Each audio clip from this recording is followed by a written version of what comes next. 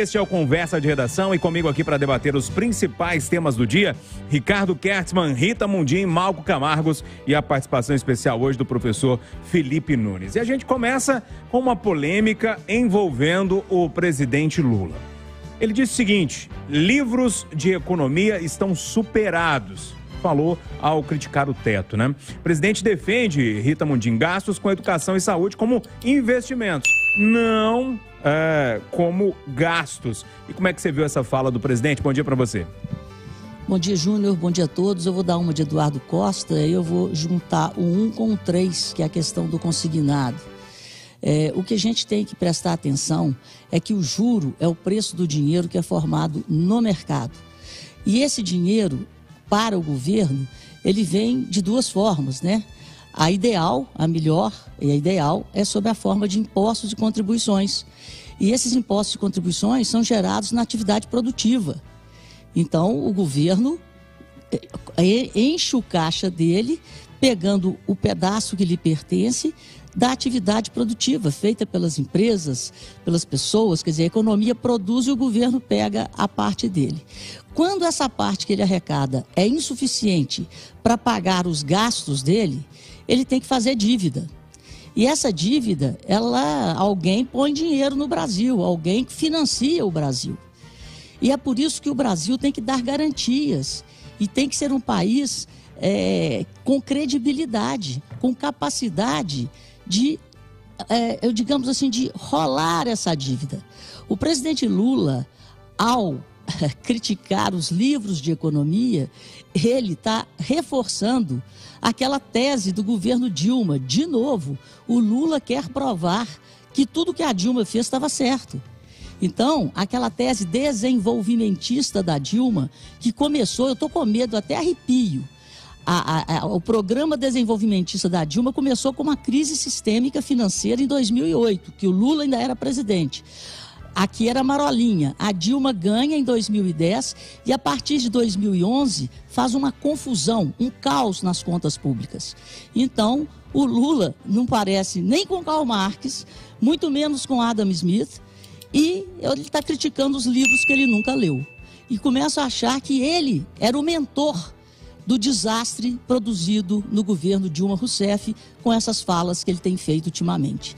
É uma tragédia você desprezar, menosprezar o mercado, porque é esse mercado que põe preço no risco do Brasil, que sobe os juros para que ponha dinheiro aqui dentro do Brasil para bancar farras populistas.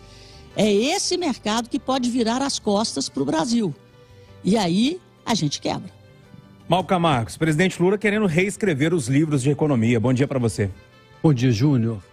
Quem trabalha com a ciência, quem trabalha com a universidade, quem está ligado à academia, sabe que livros estão escritos para serem superados. É assim na economia, é assim na ciência política, é assim em todas as áreas. A ciência não é universal, ela não é para sempre, ela não tem que acertar sempre.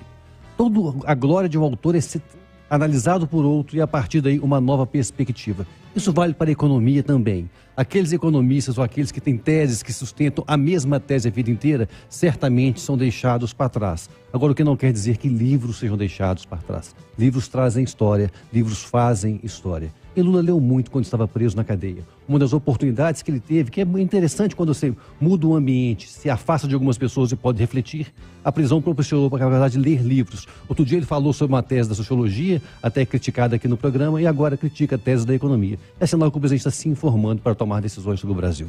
E aí, Ricardo Kertzmann, bom dia para você. Lula está certo ou está errado? Lula está me lembrando o Silvio Santos, né, que gostava de falar assim: olha, eu não vi aquele filme, mas eu gostei. O Lula não leu nenhum desses livros de economia e disse que não gostou. Passa a bola aí.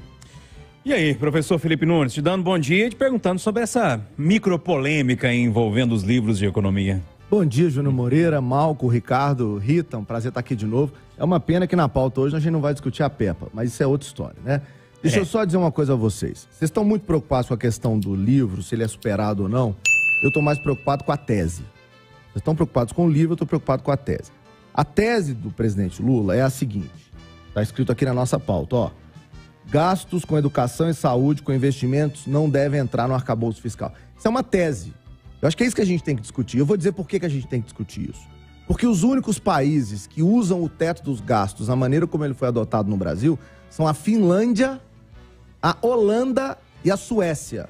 Eu não sei se os ouvintes concordam comigo, mas eu moro no Brasil, que é completamente diferente desses 3 países.